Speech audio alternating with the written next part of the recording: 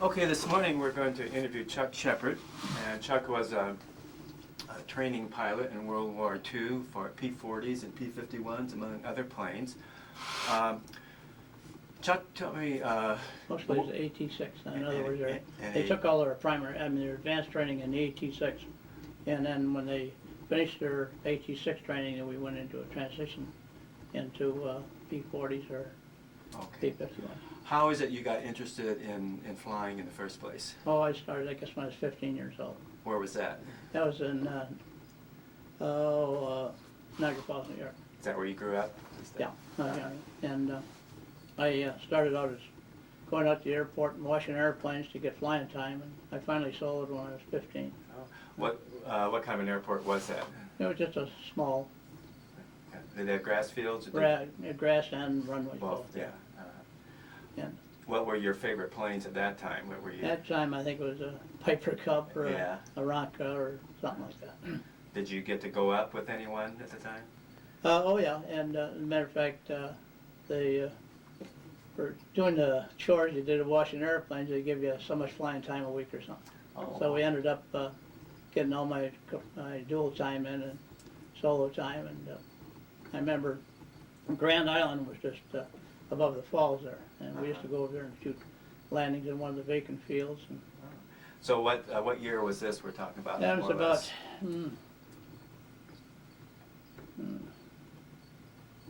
35, 36, something like that. Right. So then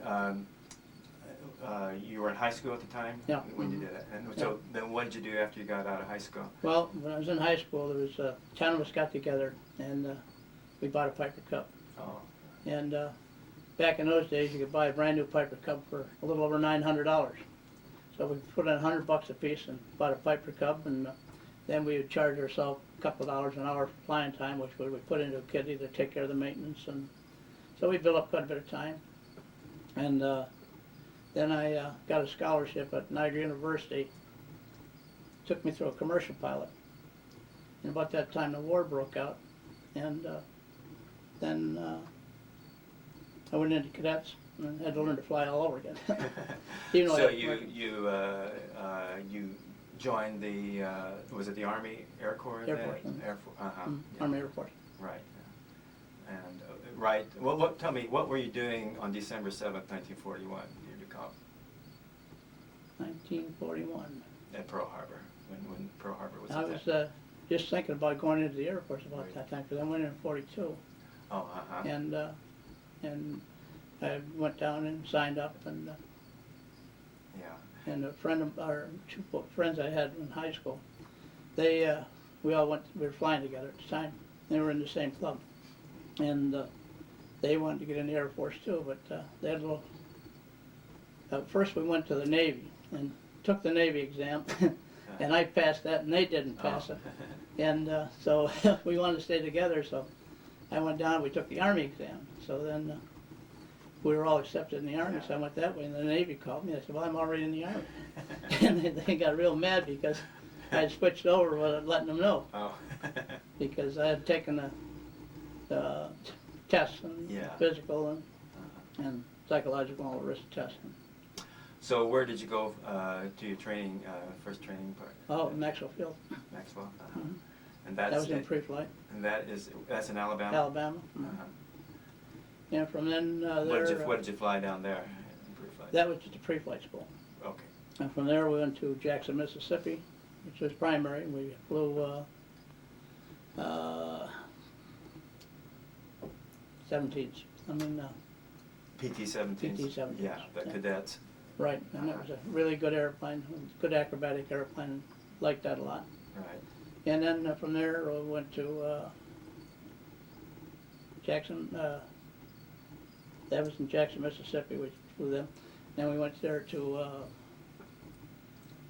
we flew the Wwii vibrator, which is looks a lot like an AT-6, but it's fixed gear and stuff like that.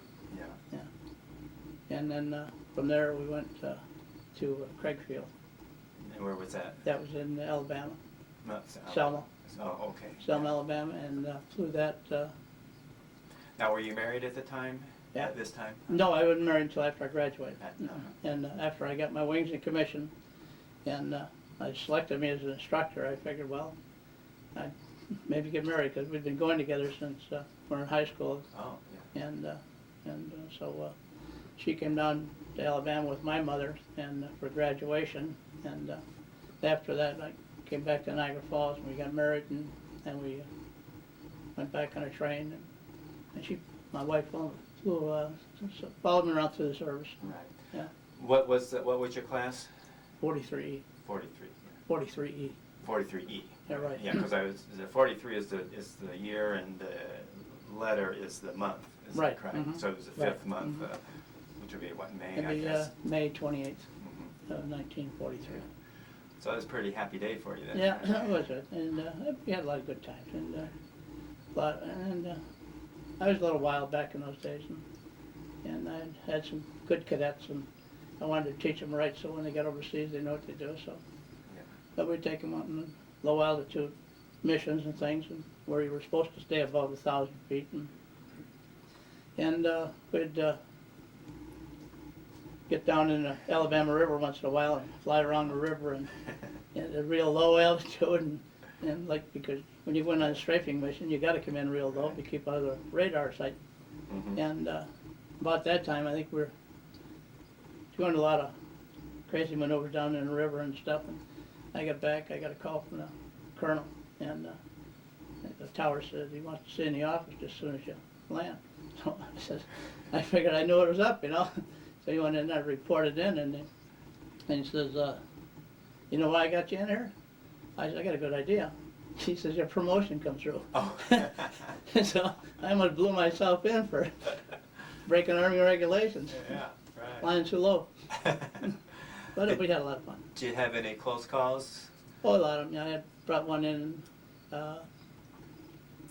86, I guess. I had a kid in the back seat up and flying close formation and teaching formation, and he called me on the intercom and said the airplane was on fire in the back. And, so I slowed it up and I went up to about a little higher and slowed up and had him bail out. And so then I brought it in and landed in the sod field. It was on fire? Mm-hmm. The back was on fire. And I told him to take the fire extinguisher, see if he could do anything, but he couldn't. It was getting too hot. Uh-huh. Oh, wow. So Yeah. I sent a good feel down there, and I didn't want to trust the parachute either, you know. Yeah. But I thought maybe I could save the government some money and bring the airplane in. And Okay. I think by the time I touched down, I must have been slowed it down about 50 or 60. It was getting pretty hot, so I did jump off the wing about that time and rolled up, rolled quite a bit. Wow. Did it just completely burn up then, or? Mostly, yeah. I called in before I landed, to tell them where I was going to set it in, so they had the fire trucks over there almost about the time I touched down. So The fellow that bailed out was okay? yeah, fine. Yeah, because I watched him go off and then I kicked the tail out of his way so I'll make sure he Oh, wouldn't yeah. get tangled in that. Right. Yeah. And so he cleared the tail and I told him count 1, 2, 3, but he pulled a ripcord as soon as he got on the wing. How high were you? Over about 8,000. Oh, okay. So, I had a lot of time. yeah. Yeah. Oh, that was pretty scary. Yeah. Yeah.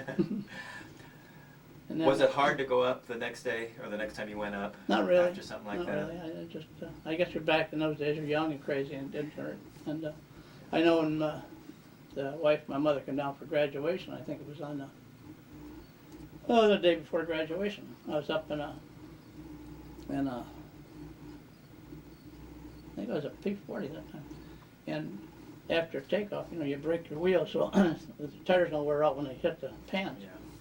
So after that, I broke the wheels. I didn't know at the time, but I jammed one of the brakes on the right-hand side. Well, the bolt came loose or something, broke in behind the land thing there. So I came in for a landing, and I set it down the runway, and it immediately started cartwheel. So I gave it the throttle, and I got off the ground, and I was heading right for a mobile tower. And I know if I kept it under there, I'd have killed them people. And so I kicked it into the ground, and I rolled that one up. But and they tried to claim it was being I was a brand new pilot air, and it happened to be that there was a lot of brass out in the mobile tower that day. And the colonel there says, no, he said, he had that plane under control. He said, when he come down and touched, he said, that completely made a left turn. He said, as if a brake or something was locked. And he said he got it up off the ground again. It was heading right for us, and then he dove the thing just because he didn't have enough flying speed to get up to stay away from the tower. Yeah. So he insisted the plane be analyzed. And so I'd have probably still been paying for that. And they did find a defective brake. Oh, wow, yeah. Did that jar you pretty good when you hit the ground, or? Oh, a little bit, yeah. Mm-hmm. But like when you're 20-some years old, you're young and agile. Yeah, right. Yeah. And I've done a lot of sports before this, was in pretty good shape. Yeah. Talking about the P-40, how did you like flying that plane? Very nice airplane. Mm-hmm. There's one right behind you there a little bit. Was that the kind that had the same kind of canopy when you flew it? Same thing. How could you see pretty well out of it? Very good. Mm-hmm. Yeah, and I flew them for a while, and the 51 I like a lot better. Right. Yeah, it's a little more maneuverable. Yeah. Now the P-51, did it have the bubble canopy when you first did it? The 51 or with the Razorback? The Razorback. Yeah. Yeah. That's one of the first ones. Yeah. And, so so you've got your wings now, and so did you stay at that at the base that you were at? yeah, at Craigfield. Craigfield, right? And then I was, I think, instructor just a few months, and I was, when I got to my mailbox, and they said that I'd been upgraded to squadron commander. And I said, I ain't got enough experience for that. You know, I haven't been flying that long to check right all those students and make sure that they're qualified and stuff. But this Captain Lucky, I can remember, he was a commanding officer before, and he was taken off on another assignment. And he said, no, I said, you can handle the job good. And what you do, it turned out to be a good job. Yeah. We turned out a lot of good cadets, and they went overseas and came back and had a lot of medals and stayed pretty safe. Could you tell, when would you get the cadet? Would you get him, how much training had he had by the time you got hold of him? He had primary and he had primary and basic, and then he went to advanced. Okay. Now, once he got, did any of them ever wash out after that point in time? Oh yeah, a lot of them did, because they were maybe too mechanical. In other words, we had one, I can remember this one cadet, he was a very nice cadet, and he was a lot of fun and everything. I hate to see him go, but he actually, I noticed on his coveralls, his flying suit, that he had marks on it. And he had that thing down, so when he got down and started coming in for a landing, he was supposed to have the stick here and here and here, and he did nothing, which was automatic, you know, he just was very mechanical. And he just had a bad trying to land the airplane, so he'd fly into the ground sometime, and so I had to take him up on a checkout ride, which I hated to do. And when I found out to save his own neck and somebody else's, he had to let him go. Yeah. And there was some you had to let go. Could you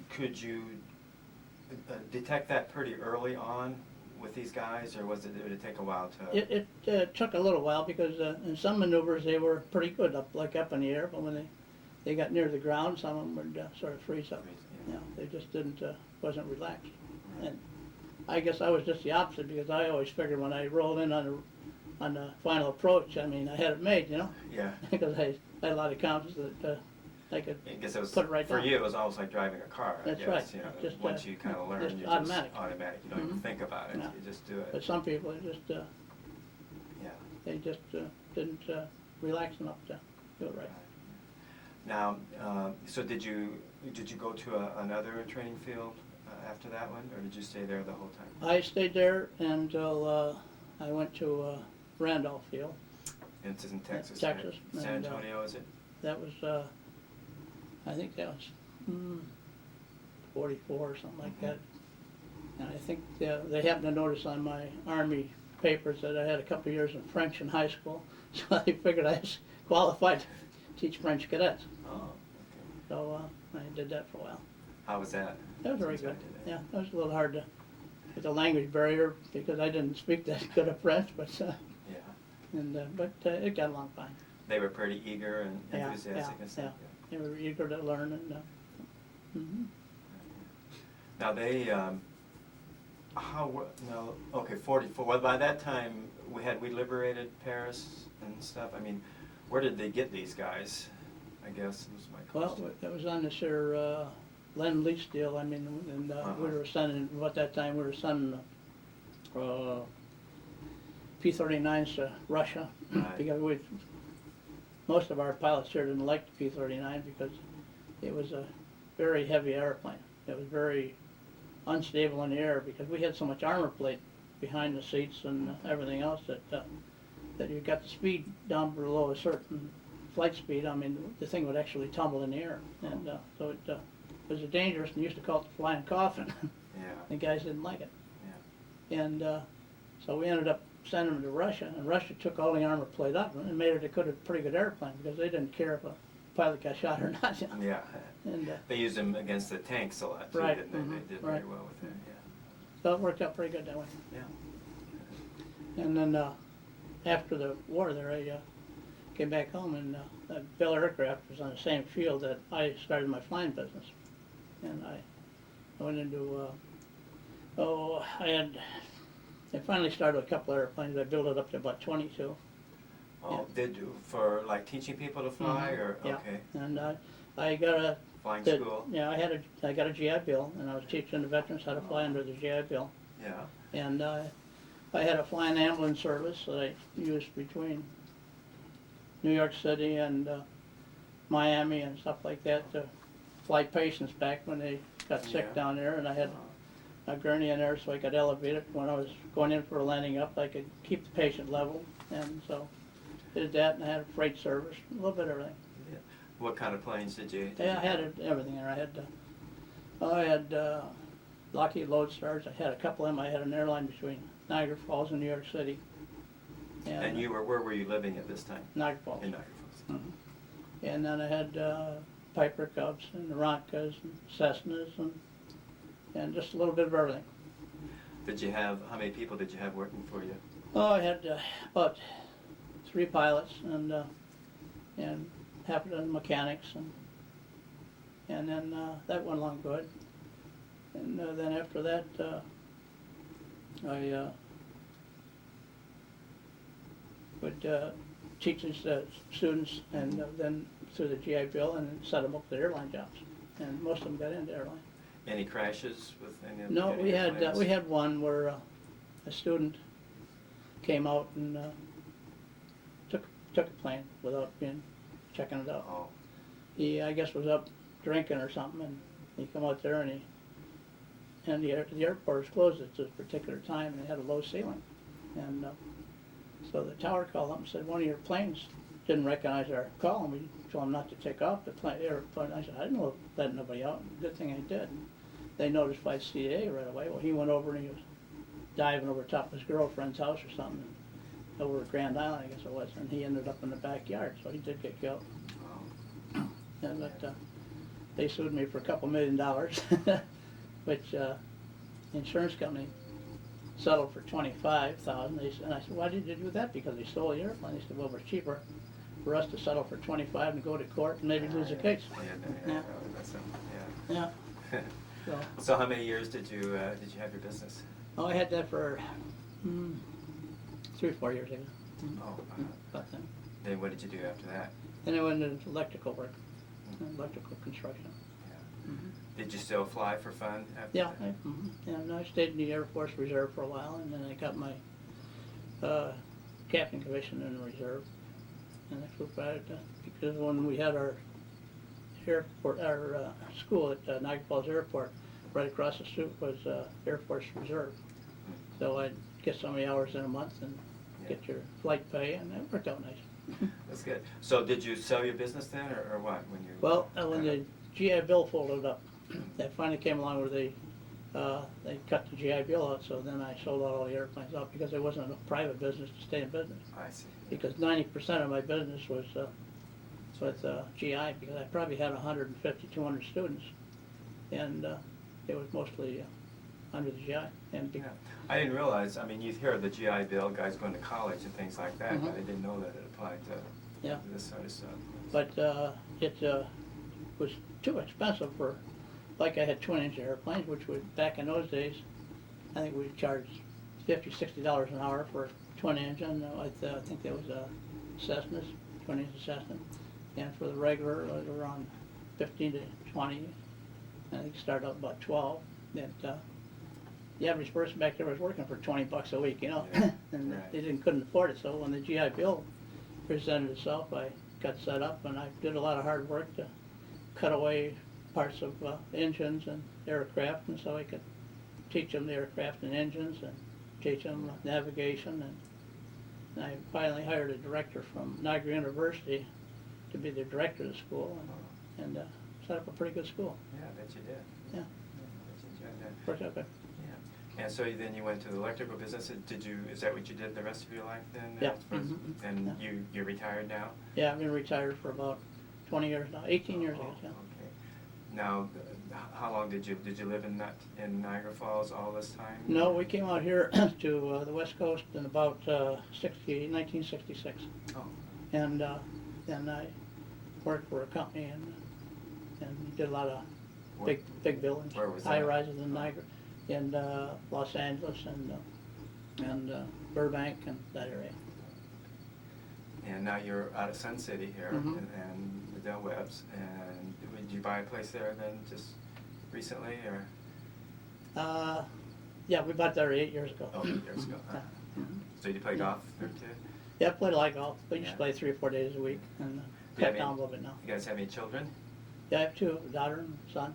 And my daughter's teaches at Orange Coast College, and my son has his own league practice in Lancaster. He's a paralegal. He has his evictions and whatever.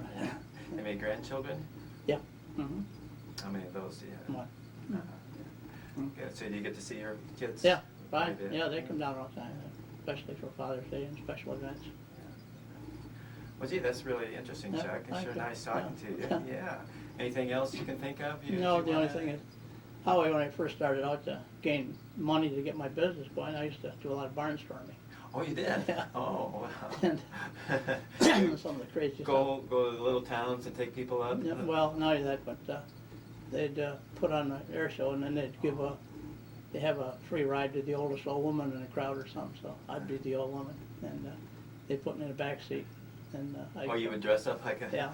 And, it was a Piper Cub. Get in the back seat and you'd taxi out there in front of the grandstand, and that instructor would cut the engine off and make believe it stalls, and he'd have the old woman tell her to hold the brakes, you know, and or he got up and spun the prop, and so she'd jam the throttle, almost run over him, and go up through the sod and get off the ground. And Take off by yourself. take off, and then they were screaming, and they run the ambulance out and everything, because the old woman up there by herself. And so I had to go up about 500 feet and stall it out and come down and hit the ground with one wheel and break the wheel, because they just had the bungee cords on them. Oh. I break a wheel off, and they go up and they make another crazy maneuver and install it and come down and break the other one off, and then I come in and land across 2 pickup trucks. You would do what now? Landed on 2 pickup trucks going down the runway. Oh, is that right? Set the wing on it. No kidding. Yeah, I And did that once, yeah. it would stay there? Yeah. Jeez. You see it come in pretty slow. Yeah, well, You really go about 30 miles an hour. that's about like Joey Chitwood and those automobile daredevils that I Yeah. used to see when I was a kid, but I never Yeah. saw any planes doing that. That's funny. So then, did people ever realize that Oh, it was a... Oh, yeah. When they run the ambulance out and everything, then they know the maneuver. Yeah, Because when she'd hit the ground, they knew that she'd never got back up again. right. Yeah. That's That's so great. where, all around New York, or where No, did you go? I just did it a few times in the field I was on. Oh, at your Yeah. place. Oh, you would have, Yeah, you'd yeah. have your, yeah. We used to do a lot of crazy things, like we'd have a bet, you know, that I could back an airplane up through the air, and say, you know, people say, oh, you couldn't do that. So we could take off and fly down the end of the runway, and by that, maybe you'd have about a 40, 50 mile an hour wind that day you did that.